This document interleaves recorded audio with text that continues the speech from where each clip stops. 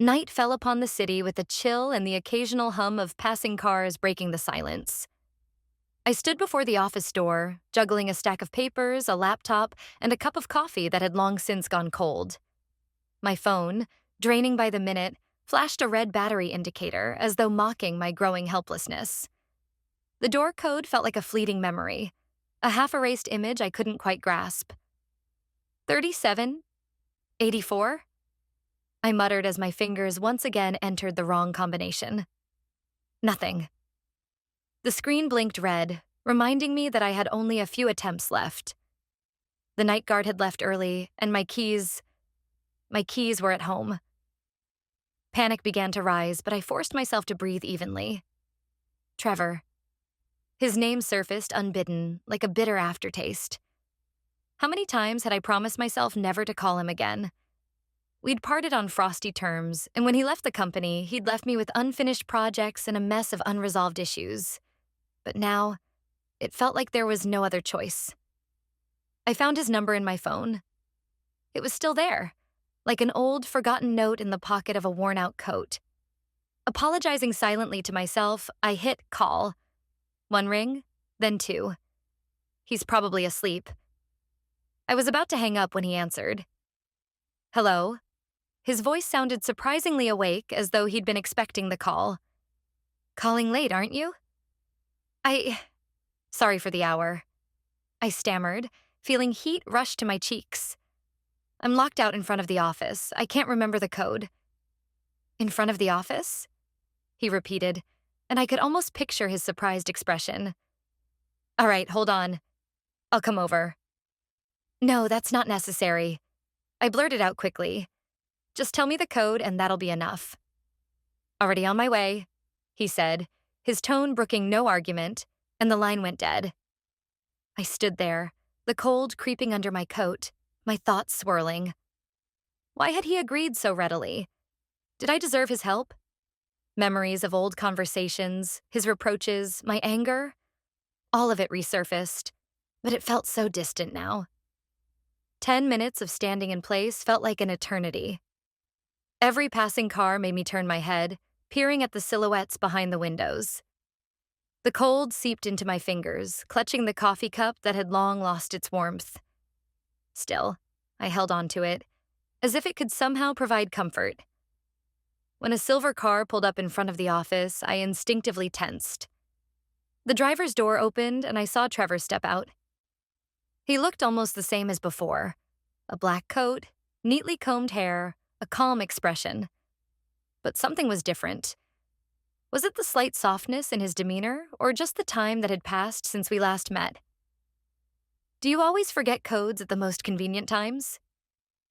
He smirked, stepping out of the car and pulling a small metal box from the trunk. I thought you'd just remind me of the numbers, I muttered, unsure what to do with myself. Remind you? That'd be far too boring, he said, walking closer and opening the box to reveal a set of lock-picking tools. I stared at him, dumbfounded. You're serious? What? He shrugged, already working on the door panel. You called. I came. We both know you wouldn't have remembered the code even if I'd told you. Very funny. I rolled my eyes, though for some reason, a smile crept onto my face.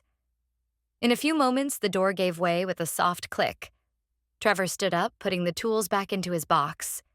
He stood before me with a faint smirk, and I suddenly felt an odd sense of relief that he was here. Even in this ridiculous situation, late at night, me locked out, him with a set of lock-picking tools, his presence felt oddly fitting. Well, you're saved. Care to celebrate? He asked, nodding toward the cafe on the corner. Celebrate? I raised an eyebrow in surprise. I think a cup of hot chocolate in your company is about all I can handle right now. Then let's go, he said, picking up his box and heading toward his car. It's on me. I followed him, still trying to understand how an evening that began with frozen fingers and frustration had suddenly become something almost comforting.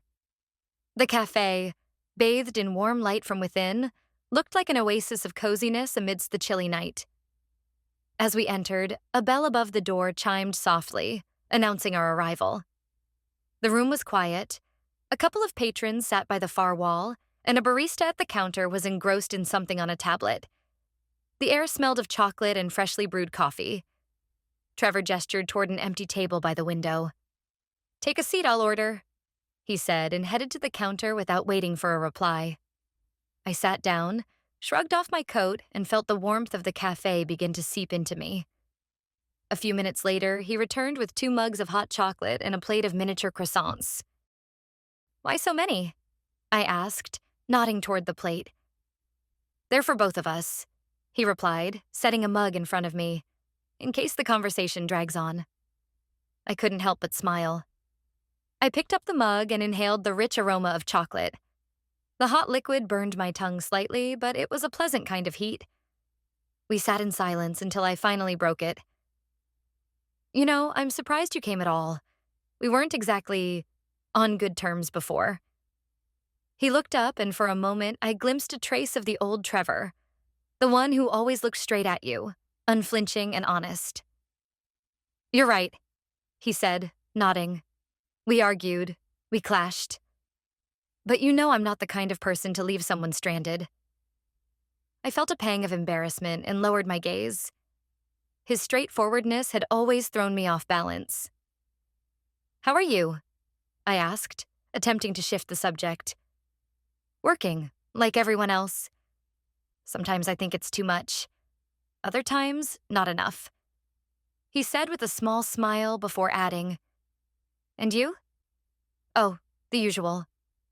Trying not to drown in paperwork," I shrugged. "Though now I realize it was harder without you." "Really?" He raised an eyebrow, smirking slightly. "That almost sounds like a compliment." "Don't get carried away," I laughed, taking another sip of hot chocolate. The conversation began to flow naturally. We reminisced about how work had changed us, how some projects had us working around the clock. I was surprised at how easy it was to talk to him, despite our history. He listened, cracked jokes, occasionally nodded seriously, and with each passing moment, the tension melted away like ice in a hot drink. When I glanced at the clock, the hands were nearing midnight. Trevor noticed and said, "Hope I didn't steal your entire evening." "On the contrary," I smiled. "It was a good evening." He nodded as though in agreement, but his gaze lingered on me a moment longer than usual. The next morning, as I was getting ready to leave the house, my phone vibrated. A message. I glanced at the screen, expecting a notification from a coworker or a meeting reminder. But it was Trevor. "Hey, want to check out that old bookstore? They're closing it soon. I think you'd like it." The bookstore. I froze, memories of him reading poetry to me between the shelves flooding back. It felt like those moments belonged to another life, yet they remained vivid. I typed a short yes and sent the message, feeling a twinge of nervousness. Maybe this was a bad idea. Maybe I should say no. But I couldn't bring myself to refuse. A couple of hours later, we met outside the bookstore. It was a tiny place tucked between gray buildings. The peeling sign above the door was barely legible. As we stepped inside, the soft chime of a bell greeted us, and the smell of old paper enveloped us. "It's just like it used to be," Trevor said, taking in the rows of shelves. "Do you remember when we argued about which book would save us in a zombie apocalypse?" I laughed, nodding. "Yes, and you insisted it had to be something about engineering. I picked novels to read during breaks between battles." He chuckled, and we wandered deeper into the labyrinth of shelves. Every book seemed alive, brimming not only with the stories inside, but also with the history etched into their worn covers. We found strange titles and rare editions that looked like they hadn't been opened in decades. At one point, I stumbled upon a small poetry book, its pages stained and its spine torn. I opened it at random, and the words leapt off the page. "On the day the wind stands still, and the sun hides behind the horizon, I'll be there if you want me to be." I handed the book to Trevor. He took it, glanced over the lines, and to my surprise said, "Take it. It's yours." "What?" "No, I can't." "Why not?" he asked, meeting my gaze.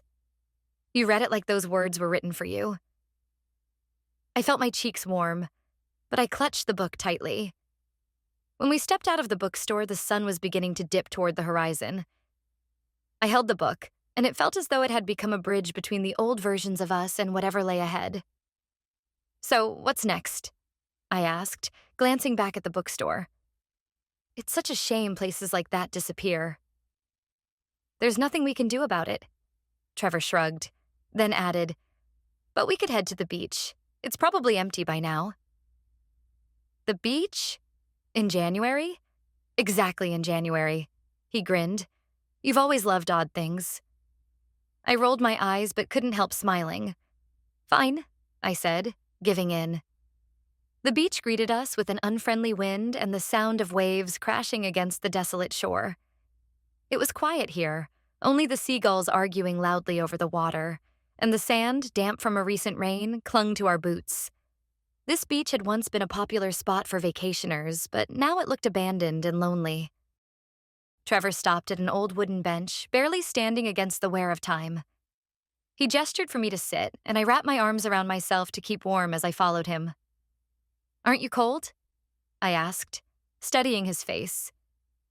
He looked completely at ease, not even wearing a scarf. I'm more concerned about the fact that you stubbornly refuse to appreciate the charm of a winter beach, he said with a light smile. Well, yes, it's such a pleasure. Sitting in the cold, watching seagulls fight over a piece of bread. He laughed, and I caught myself realizing that his laughter still had the power to warm me.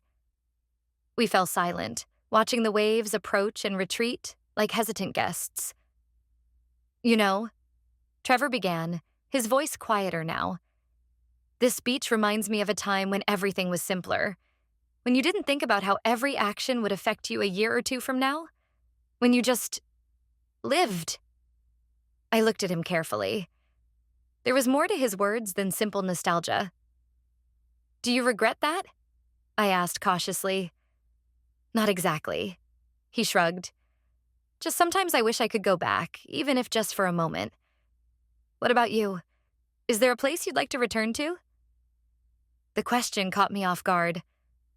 I thought for a moment. A place? It didn't have to be something physical. Maybe I wanted to return to a time when I felt lighter, more confident, when there wasn't a constant race, fears looming over me. But I didn't say that aloud. Probably the university library, I replied, when it felt like the whole world was still ahead of me. Good choice, he nodded. Although I must admit I pictured you in a more picturesque place. Sorry, but at the time the library was the epicenter of all my adventures. We both laughed. Suddenly, that moment on the bench, under the gray sky and the cries of seagulls, felt special. It was as if we had both left something important behind and were now trying to figure out what to do with it. When I stood up to take a short walk, Trevor stepped alongside me. Hey, he said suddenly, what if you could start over now? Would you want to? I looked at him. His gaze was serious, but there was something else in it, as if he was waiting for my answer more than I could have guessed. I don't know, I answered honestly. What about you? He didn't reply right away, but the slight smile returned to his face. Maybe, but only if it was with the right person. And although he didn't explain who he meant, something in his tone made me pause and reflect. A few days later, Trevor wrote again. The message was short, but intriguing. Meet me at the park? I want to show you something interesting. I agreed, and an hour later, we were standing in front of a restored sculpture at the center of the old park. It was a massive bronze monument of a woman holding a lantern. The chiseled features of her face were stern, but there was something in her eyes that spoke of compassion. Wow, I said, studying the details. It's like she's watching every step you take.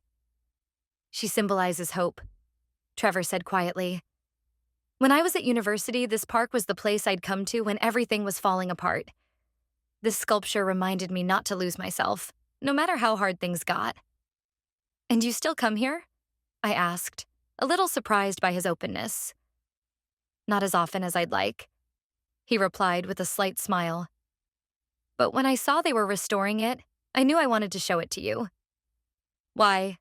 I asked, looking at him. Because you remind me of it. Of hope, he said, never taking his eyes off me. Even when everything seems like chaos, you find a way to move forward.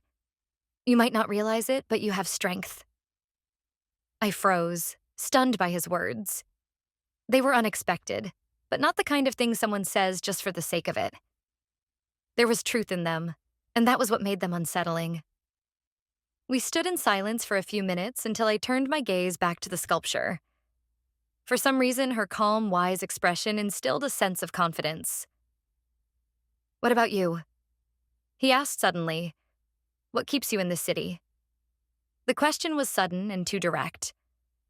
I didn't know how to respond. I was held here by work, habits, the cycle of life I'd created for myself. But was that really the reason? I don't know, I finally said. Maybe it's the fear of changing something, or maybe I just never really thought about it. Trevor nodded, as if he'd expected that answer. Sometimes what keeps us here is just habit. Other times it's something important that we're afraid of losing. I looked at him, trying to understand what he meant. But he had already turned away, watching the leaves fall. You know, he added after a minute, sometimes you just have to make the decision to take a step forward, even if it's scary. His words echoed within me, making me think about how much I was holding myself back. On the weekend, Trevor invited me to visit the lighthouse on the outskirts of the city. I remembered this place from my childhood. The tall tower with chipped paint and a staircase that creaked underfoot. When he suggested going, I almost refused. But something in his voice, either its ease or perhaps a hidden insistence, made me agree. The lighthouse greeted us with a gray sky and silence. It was now a museum, restored but still retaining its old atmosphere. We climbed the spiral staircase, which wound upwards like an endless coil. You know, Trevor began as we stopped at the observation deck, I once wanted to be an architect. An architect? I was surprised. Why did you never mention it? He shrugged, gazing out at the waves crashing against the rocks. That was a long time ago. I loved drawing plans, dreaming of building something that would serve people. But then life got busy. Work, responsibilities, the need to earn. My dreams got pushed aside somewhere. I remained silent, listening to him. This Trevor was different, more vulnerable, more honest. I almost didn't recognize him in this light. And you? He suddenly asked. Did you have dreams? Something you left behind? I thought for a moment. Once I had wanted to write. Not reports or articles, but something real. Stories that touched hearts. But work had consumed me so quickly that I hadn't noticed how all of it faded away. Yes, I finally admitted. I wanted to be a writer. And what's stopping you? His voice was simple, as if the answer were obvious. Time. Courage. Well, honestly, everything. He nodded thoughtfully, his gaze still on the horizon. This lighthouse reminds me that dreams are like fire. They can go out, but if you light them again, they illuminate everything around you. His words made me linger on him. There was something about him that mirrored the lighthouse. A person who doesn't give up, even when the storm is too close. Maybe it's time to try again? He suggested. I smiled, leaning against the railing. Trevor's words had touched something inside me, but the decision, it had to come from me. The next morning, I went to the yoga studio where I had long found my peace. The space was quiet. Only the soft sounds of a flute played in the background. The instructor guided us slowly through each pose, and I felt the tension of the past few days melting away. But thoughts of Trevor wouldn't leave me. His words at the lighthouse hadn't been random. They made me question the way I was living. Work, endless deadlines, habits that had turned into routine. Everything felt like a never-ending loop with no way out. When we moved into meditation, I closed my eyes and sank into the silence. In that silence, everything suddenly became crystal clear. I was holding on to the past, People who hadn't been part of my life for years, old grudges, unresolved feelings. They were holding me down like an anchor, preventing me from moving forward. On the way home, I felt a surprising lightness. For the first time in a long time, I realized I was ready to let go, ready to free myself from what no longer brought me joy. When I got home, the first thing I did was find Trevor's number in my phone. Seconds later, his contact and all our conversations were gone. I felt a strange but pleasant sense of release, as if an invisible weight had fallen from my shoulders. It wasn't easy. His presence in my life over the past few weeks had seemed significant, but I understood that it was just a part of the journey. Sometimes it's important to close one door to find the courage to open another. I lay down to sleep, feeling a peace I hadn't felt in a long time. Tomorrow was a new day, and it began with a clean slate. With the first rays of sunlight, I slipped out of the house wearing my tracksuit and sneakers. The air was fresh and crisp, with a faint scent of pine from the nearby park. The lake along my route was calm, like a mirror reflecting the blue sky. This moment felt perfect for a new beginning. I started running, feeling my body gradually wake up. My breathing became rhythmic, my steps confident. With every meter, I seemed to leave behind everything that had been: doubts, unresolved emotions, worries. Silhouettes of morning joggers passed by, and a clear plan for the day began to take shape in my mind. When I reached the end of the trail and stopped to catch my breath, I unexpectedly felt light. Not just physically, it was something else. It was as if I had finally freed myself from a weight I'd been carrying for years. I looked at the water, where seagulls glided smoothly across the surface, and wondered, what if this is the start of something bigger? A new chapter where I get to choose how to live, who to connect with, and what to strive for. Returning home, I put the kettle on, made myself a cup of green tea, and sat at the table. The sheets of paper in front of me were white and impeccably clean, perfect for a new beginning. I picked up a pen and, for the first time in a long while, started to write. The words flowed freely, like a river. These weren't reports or work plans. This was me. My thoughts, my feelings, my story. And in this process, I realized all I need to do is keep going. Step by step, word by word, day by day. Life, at last, felt like it was truly my own. A week passed. A new routine began to form around my morning runs, small journal entries, and unexpected discoveries. It turned out I had so much more time for myself, time I had once wasted. One day, without thinking, I walked into a bookstore, small but cozy. I was once again searching for inspiration among the shelves when I suddenly noticed a familiar silhouette. Trevor. He stood by the far shelf, holding a book, completely absorbed in his reading. My heart made a barely noticeable leap, but I quickly composed myself. I had made my choice, hadn't I? I slowly approached him, mentally preparing for the conversation. When he looked up and saw me, surprise flashed across his face, quickly replaced by a warm smile. "Hey," he said, closing the book. "Didn't think I'd see you here." "Hey," I replied, feeling a strange calmness. "I didn't know you still came here?" "Sometimes," he shrugged. "And you?" "I'm trying to get back to habits I lost in the hustle," I said, glancing at the shelves. "Books are one of them." He nodded as if he understood. We stood in silence until I gathered the courage to ask, "How are you?" "Good," he answered. "I work, sometimes think about the things we talked about." "The lighthouse?" I clarified. "Not just that." He looked at me. "About dreams. About how they're worth reigniting, even when it seems impossible." His words touched something inside me, but not in the same way as before. I smiled, realizing that I could now speak with him without tension or resentment. "That's true," I agreed. "Sometimes it's worth starting small." We talked a little longer, but the conversation was light, with no hints of the past. At some point, I realized I was grateful for this encounter.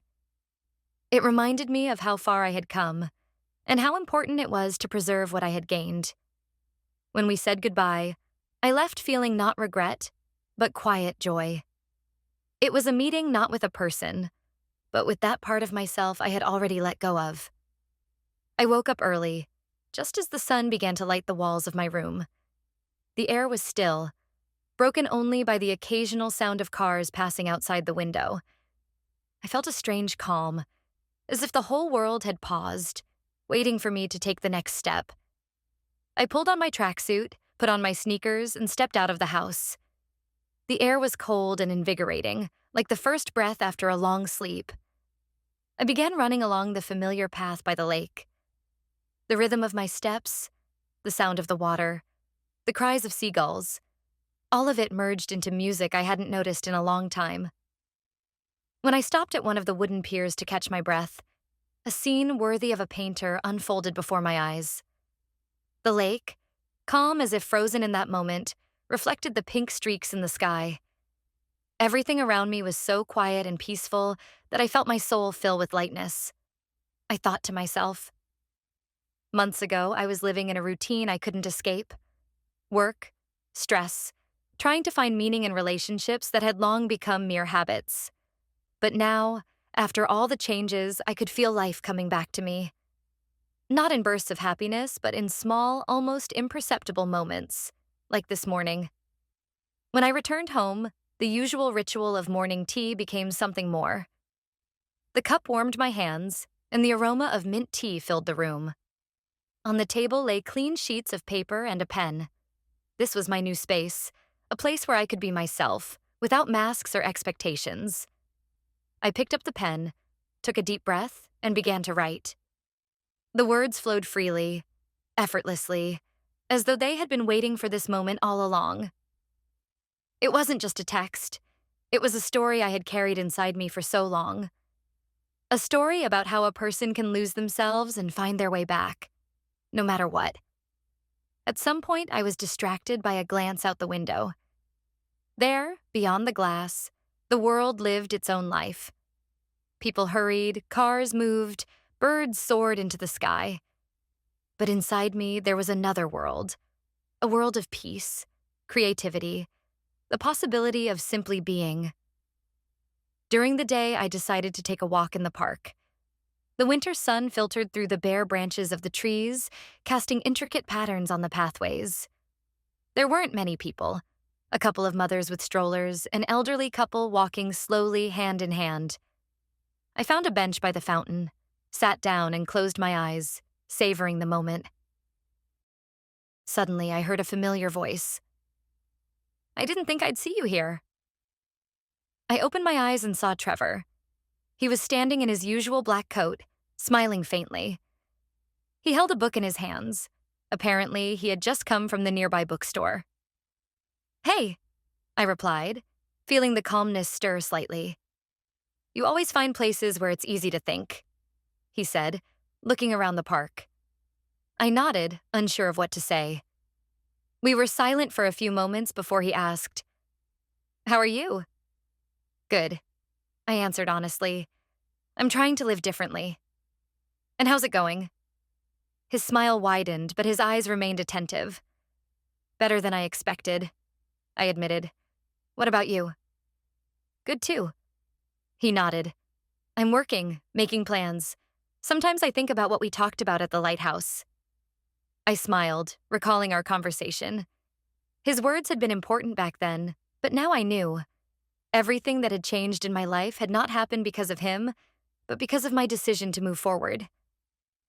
"It was a good time," I said, looking at him. "But I'm glad everything turned out the way it did." Trevor nodded, as if understanding exactly what I meant. We talked a bit more, easily, without any tension. When he left, I felt not emptiness, but gratitude. It wasn't a meeting with a person, but with that part of myself that I had finally let go of. When I returned home, I sat down at my desk again. The sheets of paper were waiting for me, and I knew the story I had started writing in the morning was still far from finished. But now I was sure it would have an ending, the one I would choose myself. I picked up the pen and continued to write, feeling how each stroke became a bridge to my new life. The sun was setting behind the horizon, but inside me it was only rising. casting everything around me in a soft, warm light. Several days passed, filled with routine tasks, runs, work, and of course, writing. In the evenings, I sat at my desk, immersing myself in the world I was building on the blank pages. With each new paragraph, I felt how the words connected me to something deep and real. It was a sense of freedom I hadn't felt in a long time. One morning, while checking my email, I came across one message among the notifications and advertisements that immediately caught my attention. The subject line read, "Invitation from the Lantern Book Club." I was surprised, but opened the email. It was an invitation to a local literary club meeting where they would discuss works by emerging authors. The organizer mentioned that he had found my blog posts and would like me to present one of my stories for discussion. Two emotions fought inside me: excitement and fear. Part of me was elated. This was a sign that my words might be heard. But another part of me panicked. What if they don't like it? What if this is a mistake? Despite my doubts, I replied with my agreement. In the evening, on the scheduled day, I arrived at the small cafe where the club meeting was being held. It was a cozy place with wooden tables, soft lighting, and the smell of freshly brewed coffee. There were only a few people, about 10, and they all looked friendly. The organizer, a tall man with graying hair and a knitted scarf, approached me with a welcoming smile. "You must be," he named me. "Welcome. We're so glad you could make it." I nodded, feeling my nerves rise but trying to smile in response. When the meeting began, each participant spoke about their creative work, sharing thoughts and ideas. The atmosphere was surprisingly warm and supportive. When it was my turn, I read a short excerpt from my new story, the one I had started writing that morning after my run. When I finished, I looked up and met interested gazes. For a moment, the silence felt like an eternity, but then the discussions began. People talked about my characters, asked questions, and shared their impressions. It was incredible. They not only listened, but understood. One of the participants, an elderly woman with kind eyes, said, "Your words are so honest. You write as if you know exactly what we're all going through. It's inspiring." I felt warmth spread through my chest. That was the moment I realized that I hadn't made this journey in vain. When the meeting ended, the organizer approached me again. "You must keep going," he said. "You have a real gift. We'd be happy to see you in the club again." I thanked him and stepped into the cold night air, feeling as though something important was just beginning. On my way home, I couldn't stop thinking about how far I had come in these months. Life, which once seemed predictable and stagnant, now felt full of opportunities and inspiration. That night, I sat at my desk for a long time, writing and dreaming. Outside, the moon shone, filling the room with a soft light. And inside me, a new lantern was kindling. Not just a dream, but the certainty that anything was possible if I kept moving forward.